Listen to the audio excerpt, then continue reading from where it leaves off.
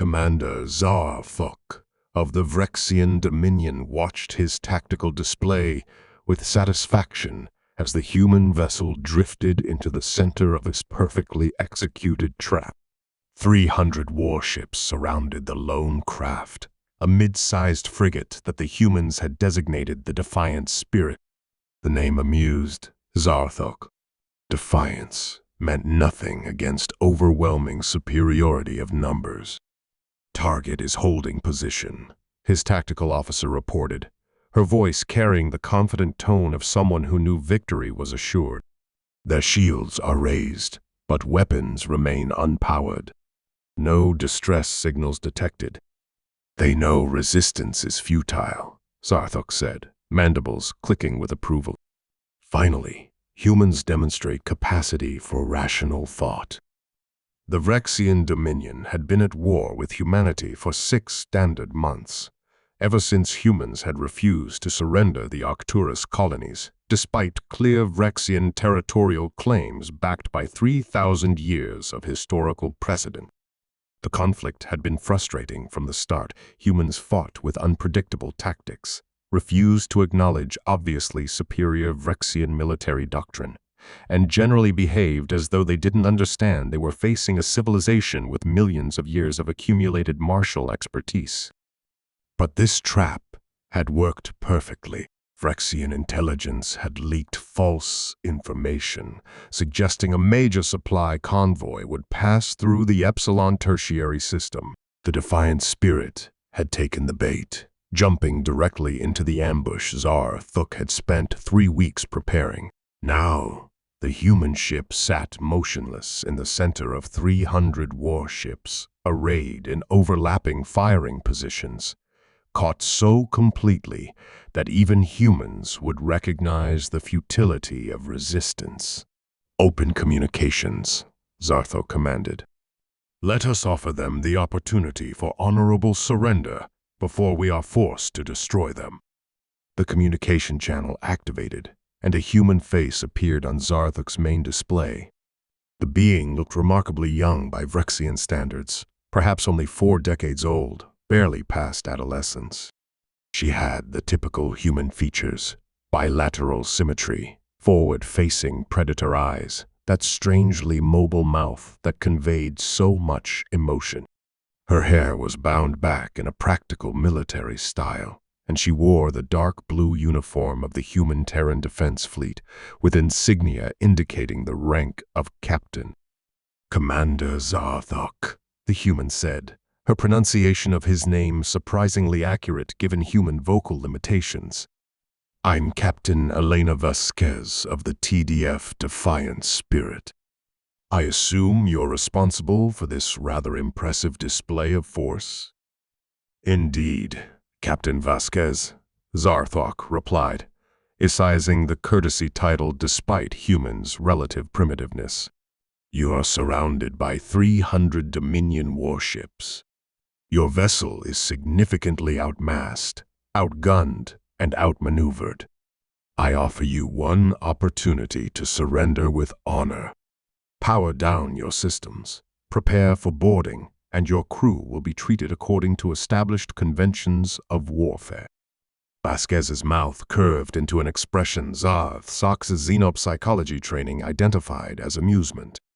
The human was smiling, as though Zarthok had said something humorous, rather than delivered an ultimatum backed by overwhelming military superiority. "That's very generous, Commander," Vasquez said. "I appreciate the offer, truly. But I'm afraid I'm going to have to decline. You see, I have orders to proceed through this system to my assigned patrol route, and I take my orders seriously." Zarthok's mandibles froze in confusion.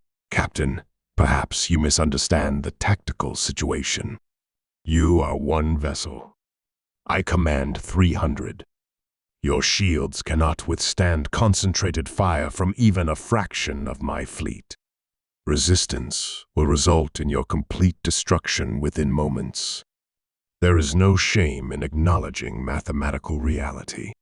"Oh, I understand the math perfectly," Vasquez replied, her smile widening. 300 of your ships versus one of mine. The outcome is entirely predictable. Then you accept surrender terms? No, Commander. I'm telling you to move your ships out of my navigation corridor. I'll give you 10 minutes to clear the space.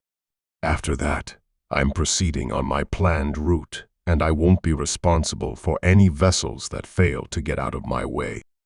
Zarthok's entire bridge crew fell silent, staring at the display in disbelief. The human wasn't posturing or buying time. She genuinely seemed to believe she could simply proceed through the center of a battle fleet as though it were an inconvenient obstacle rather than an overwhelming military force. "Captain Vasquez," Zartok said slowly, trying to find words that would penetrate what was clearly human insanity. "You cannot seriously suggest that one frigate can challenge 300 warships. That would be tactically absurd, mathematically impossible, and—" "Commander, I'm going to stop you there," Vasquez interrupted, her tone becoming less amused and more businesslike. "I understand you're operating from Vrexian military doctrine, which prioritizes numerical superiority and massed firepower. That works fine against opponents who follow similar tactical frameworks. But you're making a fundamental error in assuming human vessels operate under the same constraints as Vrexian ones." She leaned forward slightly, and Zarthok noticed her eyes had shifted from amused to something harder, the expression of a predator assessing prey. "Let me explain something about human military philosophy, Commander. We don't build ships to be part of fleets. We build ships to be fleets. Every human vessel is designed to operate independently for extended periods, to adapt to any threat, to survive situations that would destroy conventional warships. The Defiant spirit isn't one ship, it's 1,000 combat systems integrated into a single platform, each capable of independent operation, each optimized for a different tactical scenario." "Propaganda," Zarthok scoffed. "No vessel can." The Defiant spirit moved. Not accelerated, not maneuvered, moved. One moment it was stationary at the center of the Vrexian formation. The next moment it was 300 kilometers displaced, having covered the distance in a span of time too brief for Zarthok's sensors to measure.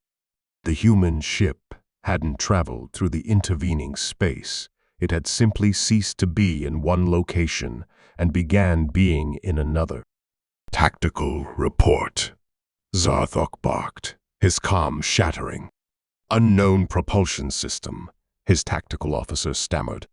"No drive emissions detected, no quantum wake, no spatial distortion. The target just relocated. It's as though they skipped the space between positions entirely. Weapons lock. Unable to acquire, Commander. Their ship is generating some kind of temporal distortion field. Our targeting solutions keep calculating where they were several microseconds ago, but by the time weapons would reach those coordinates, they've already moved." The Defiant spirit spoke again, Vasquez's voice calm and professional. "Commander Zarthok, my navigation officer informs me that 7 of your vessels are still within my projected flight path. I strongly advise you to relocate them. I'll be resuming my course in approximately 8 minutes."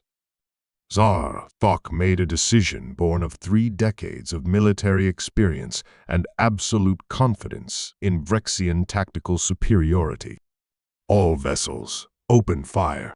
Concentrate on target's last known position and saturate the engagement zone.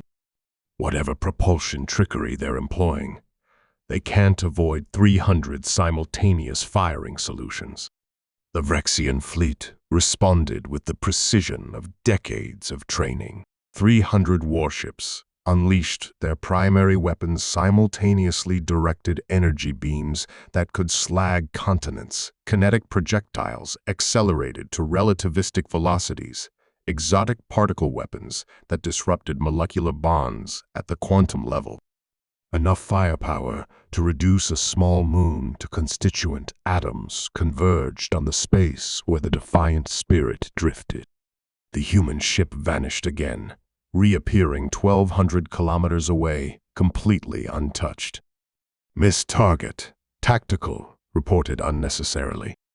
"Recalculating firing solutions." "All weapons, continuous barrage," Zarthok commanded.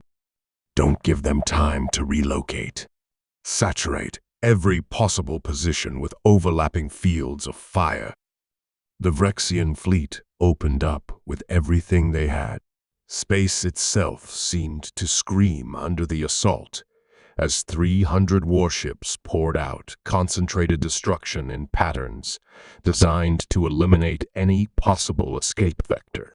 Zarthok watched his tactical display showing the engagement zone transformed into a sphere of pure destructive energy with no gaps, no safe positions, no way for any vessel to survive. The defiant spirit sat motionless at the center of the firestorm, its shields absorbing impossible amounts of damage without apparent strain. "Impossible," Zarthok's tactical officer whispered. "Our combined firepower should overwhelm any defensive system. Even Dominion dreadnoughts couldn't withstand this much concentrated damage." "How are their shields holding?" "Captain Vasquez," Zarthok transmitted, abandoning pretense of calm authority. "What manner of defensive technology are you employing?" "Standard human military shielding," Vasquez replied. "Multi-layered gravitational electromagnetic barriers with quantum tunneling dispersion. The kinetic impacts are being redirected into higher dimensional space, and the energy weapons are being absorbed and converted to recharge our power systems." "Honestly, Commander, you're doing us a favor. We were running a bit low on reserves after the last engagement." "You're converting our weapons fire into power?" Zarthok couldn't keep the disbelief from his voice. "Of course. It's inefficient to carry more fuel than necessary when hostile forces are generally willing to provide additional energy if you just give them the opportunity. Though, I admit, 300 ships simultaneously is more than we usually train for. My engineering team is actually quite excited by the data they're collecting."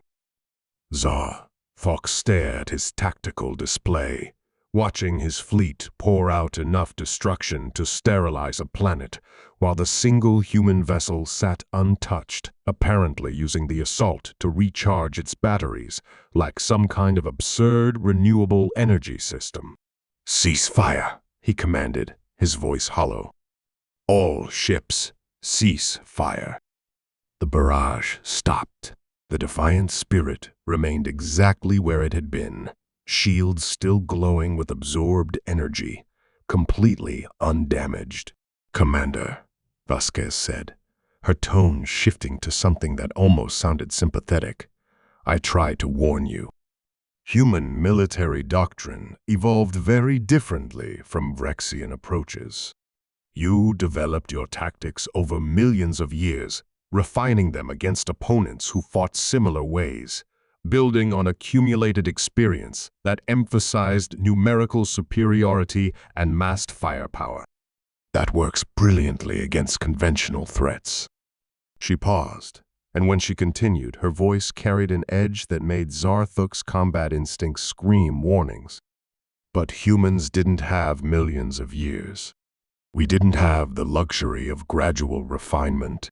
We evolved on a death world where everything was trying to kill us, developed civilization while fighting ourselves, and reached space knowing we were alone and vulnerable. We built our military technology, assuming we'd always be outnumbered, always be outgunned, always be facing opponents with more experience and better resources. The defiant spirit moved again, this time appearing directly above Zarthuk's flagship at a distance of less than 10 kilometers point-blank range by space combat standards. So we built ships that could survive impossible situations, Vasquez continued. We designed weapons that could punch through any defense. We created tactics that turned enemy advantages into vulnerabilities. We made every vessel capable of operating as an independent force multiplier rather than just another unit in a formation. What do you want? Zarthuk asked, understanding finally crystallizing into cold fear. This wasn't a battle. It had never been a battle. It was a demonstration. I want you to move your ships out of my navigation corridor, Vasquez said simply. I have a patrol route to maintain, and you're in the way. You can either relocate your fleet voluntarily, or I can proceed on course and trust that your crews have the good sense to move before I reach their positions. And if we attempt to stop you, Commander, you've been attempting to stop me for the last 8 minutes. How's that working out? Zarthuk looked at his tactical display, at the 300 warships that represented the pride of the Vrexian Dominion's military might, at the single human frigate that had treated their combined firepower as a convenient power source, and understood with perfect clarity that he had two choices: move or be moved.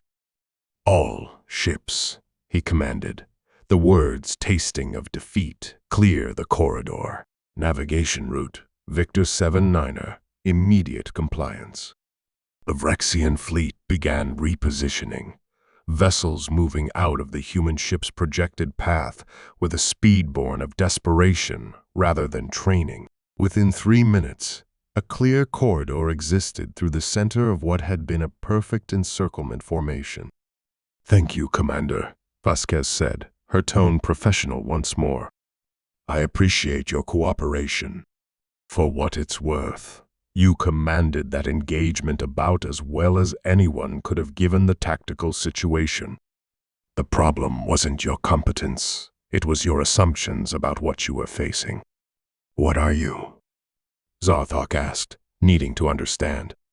We're humans, Vasquez replied simply. We're the species that survived everything our homeworld threw at us, that fought our way to space, that learned to thrive in situations where survival itself seemed impossible. We're the beings who looked at the universe and decided that just because something seemed impossible didn't mean we couldn't do it anyway. The defiant spirit began moving, accelerating through the cleared corridor at velocities that should have required antimatter drives, but showed no corresponding emissions. As it passed Zarthuk's flagship, Vasquez transmitted one final message. Tell your superiors that the Arcturus colonies are under human protection. Tell them that any further attempts to claim human territory will be met with appropriate response. And tell them that the 300 ships you deployed today weren't even close to sufficient force to challenge one human frigate. We have 6,000 vessels in the Terran Defense Fleet, and every single one of them is at least as capable as the defiant spirit. Do the math, Commander. The human ship vanished into FTL transit, leaving Zarthuk sitting amid 300 warships that had proven utterly inadequate against a single opponent. His communication console chimed a priority transmission from Dominion High Command demanding immediate tactical briefing on the engagement. Zarthuk began composing his report, knowing already that his superiors would reject his conclusions as impossible, would question his competence, would insist he had somehow erred in his tactical assessment. But he would report accurately regardless, because someone needed to understand the truth. Humanity had come to space, and every assumption about warfare that the galaxy had developed over millions of years was now obsolete. The outcome had indeed been predictable. Zarthuk had just been predicting the wrong outcome. 3 days after the engagement, the Vrexian Dominion High Command convened an emergency strategic council. Zarthok stood before the assembled military leadership, 17 senior commanders representing 3,000 years of accumulated martial expertise, and delivered his after-action report with precise detail. He described the ambush formation, the initial contact, the human captain's inexplicable confidence. He showed sensor recordings of the defiant spirit's impossible movements, its defensive systems converting weapons fire into power, its casual demonstration of capabilities that violated every known principle of tactical engagement. Impossible, declared Grand Admiral Thextarn, the Dominion's highest military authority. No single vessel could withstand sustained fire from 300 warships. Your sensors must have malfunctioned. Your crew panicked and failed to maintain proper firing solutions. These are the only logical explanations. With respect, Grand Admiral, Zarthok said carefully, I have personally reviewed every sensor log, every weapons recording, every tactical calculation. My crew performed flawlessly according to Dominion doctrine. The human vessel simply operated according to principles we don't understand and can't currently counter. Then explain their technology, Thextarn demanded. Describe their propulsion system, their defensive mechanisms, their tactical algorithms. Give us something we can analyze and develop countermeasures against. Zarthok pulled up the technical data he'd compiled, displaying it for the assembly. Their propulsion system appears to involve manipulating space-time itself at the quantum level, allowing near-instantaneous position changes without traversing the intervening distance.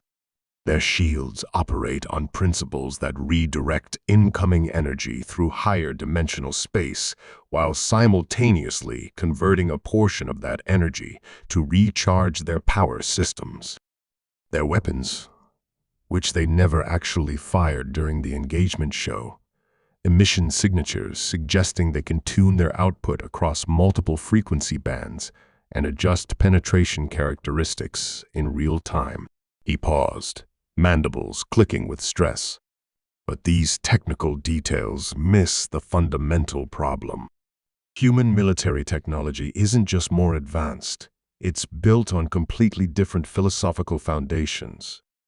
They don't design ships to be components of a fleet.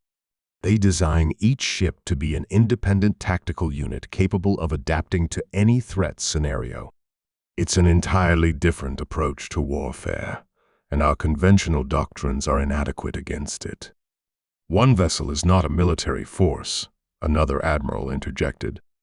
Regardless of individual capabilities, they cannot be everywhere simultaneously. We simply deploy larger numbers, 600 ships instead of 300, or 1,000, or however many are necessary to overwhelm them through pure statistical inevitability.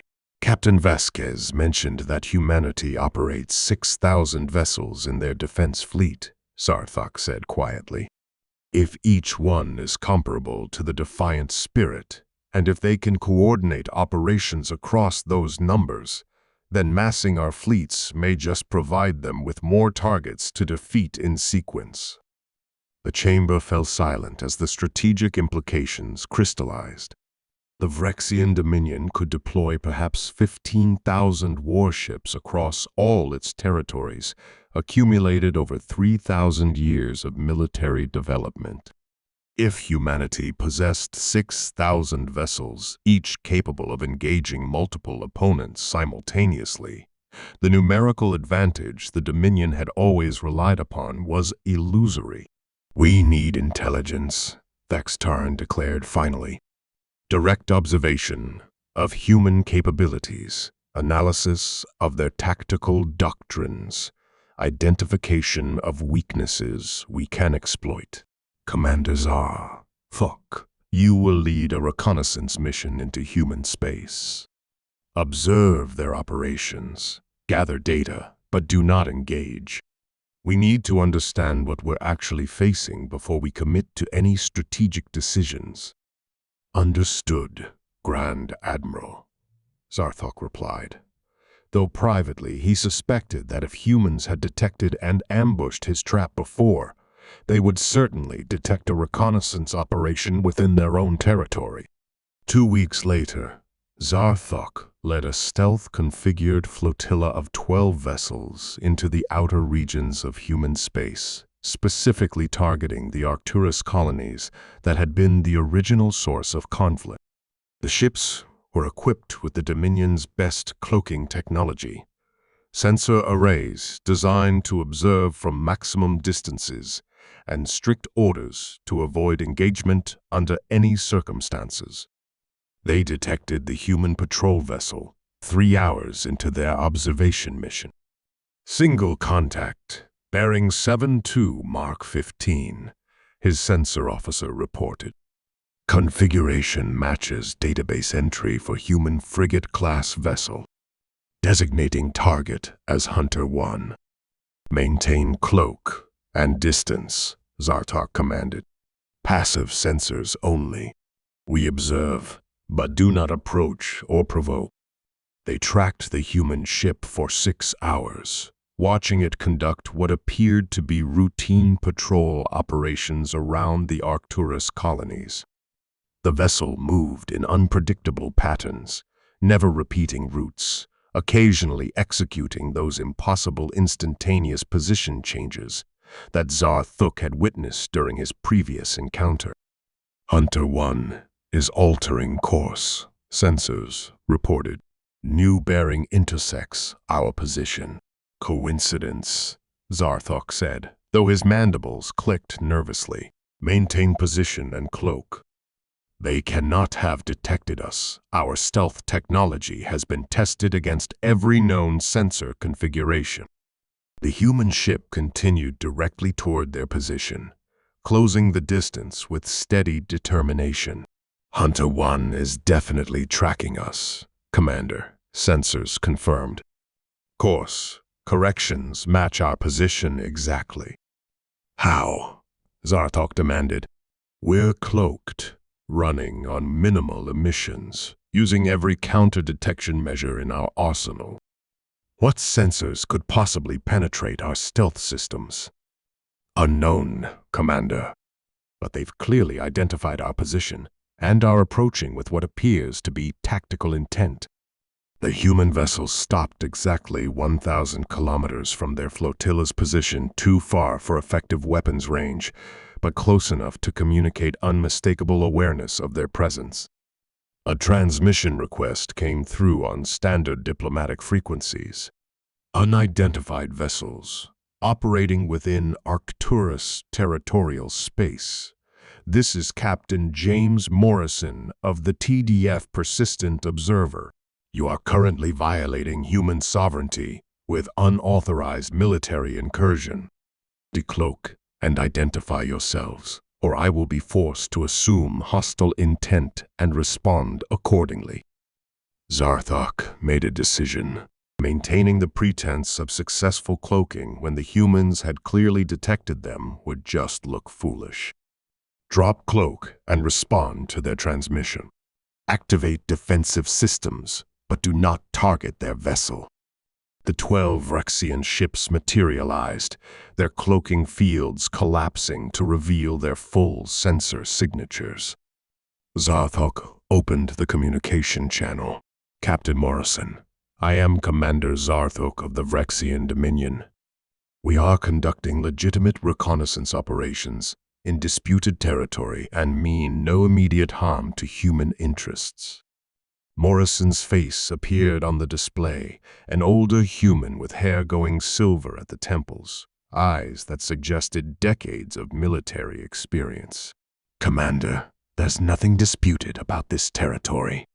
Arcturus is human space, has been for 70 years, and your government's claims based on passing through this system 3,000 years ago don't supersede actual settlement and development.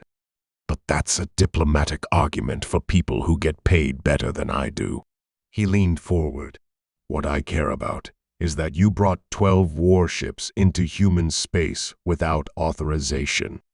That's an act of aggression under any reasonable interpretation of interstellar law.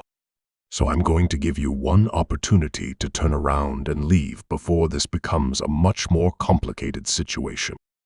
12 to 1, Zarthok said carefully. Your odds are considerably worse than Commander Vasquez's engagement. Oh, you encountered the defiant spirit? Morrison's expression shifted to something like amusement. Elena's good, one of our best frigate commanders. But between you and me, Commander, she's maybe top 50 in terms of pure combat capability.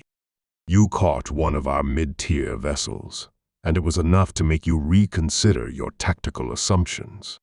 Do you really want to find out what one of our experienced captains can do when you're actively trespassing in our space?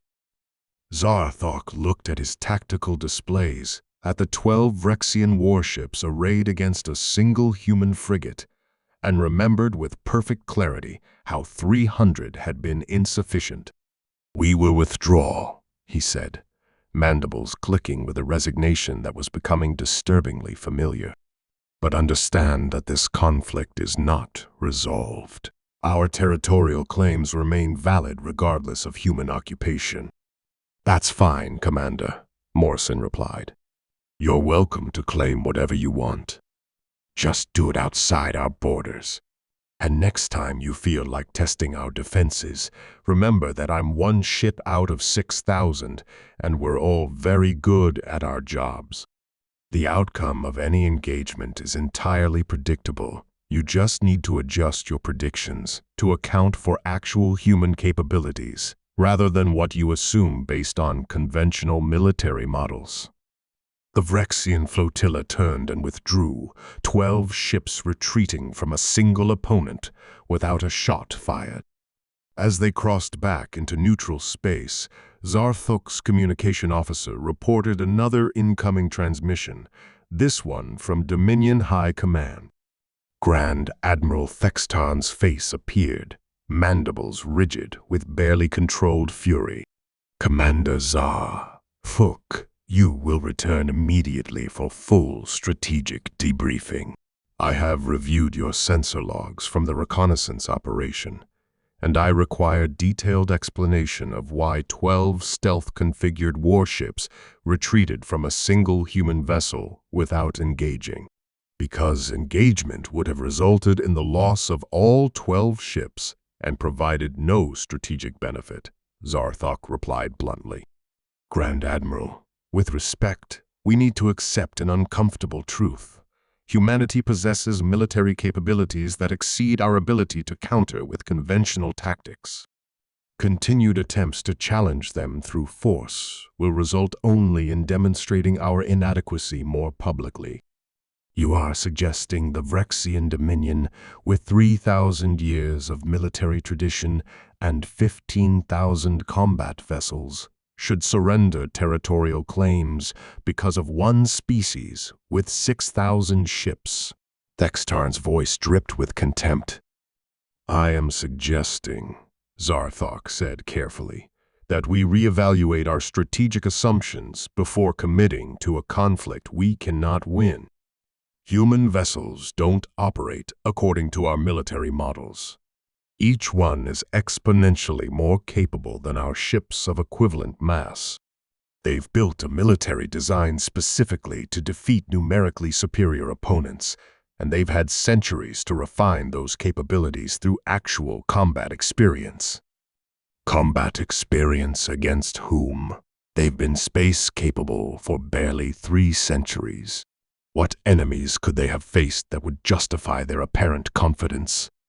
Themselves, Grand Admiral, Zarthok said quietly. According to intelligence reports, humanity fought dozens of major conflicts among their own factions during their first 2 centuries in space. They developed their military technology while fighting themselves opponents who understood human tactics, who employed human weapons, who anticipated human strategies. They evolved their capabilities through conflicts where both sides kept iterating, improving, adapting. By the time they unified under a single government, they'd already developed military systems optimized to defeat opponents who thought like them and fought like them. He pulled up historical data he'd compiled from human cultural databases. Every major advancement in human military technology came from internal conflicts. Their defensive systems were developed to counter their own weapons. Their tactical doctrines were refined against their own strategies. They built a military designed to fight the most dangerous opponent they could imagine, themselves. And now that unified military is facing opponents who don't employ anywhere near the sophistication of tactics they've already mastered. "You admire them," Thextarn said, accusation clear in his tone. "I respect them," Zarthok corrected. "There's a difference. I respect their capabilities, the same way I would respect a star-going supernova. It's a force of nature that cannot be wished away or defeated through conviction of superiority. We can adapt our strategies to account for reality, or we can continue testing ourselves against opponents we cannot defeat and learning through escalating casualties that we should have listened when the mathematics were already clear." The transmission ended with Thextarn's promise of further discussion upon Zarthok's return. But Zarthok knew the discussion would be futile. The Dominion's leadership would not accept that their accumulated military expertise was inadequate against human capabilities. They would demand more attempts, more engagements, more demonstrations of futile force. And humans, patient and professional, would continue defeating them with predictable efficiency until reality finally penetrated Vrexian pride. 3 months after Zarthok's reconnaissance mission, the Vrexian Dominion made its final strategic error. Despite all warnings, despite all evidence, despite the perfect predictability of the outcome, Grand Admiral Thextarn assembled the largest military fleet in Dominion history, 4,000 warships, representing the concentrated might of 3,000 years of martial tradition, and led them personally into human space to reclaim the Arcturus colonies through overwhelming force. The engagement lasted 4 hours and 17 minutes. When it ended, 3,900 Vrexian ships had been disabled through techniques that didn't destroy them but rendered them completely inoperative, their crews alive but helpless. 100 vessels had withdrawn successfully, fleeing the engagement zone before they could be neutralized.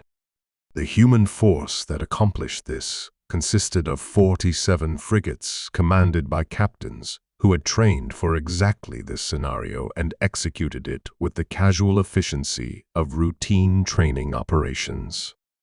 Captain Elena Vasquez, commanding the Defiant Spirit as part of the defensive formation, transmitted the final communication to Grand Admiral Thextarn aboard his crippled flagship. "Admiral, your crews are unharmed and will be providing recovery assistance to help get your ships operational again. We disabled rather than destroyed your fleet because we're not interested in causing casualties when simpler solutions exist.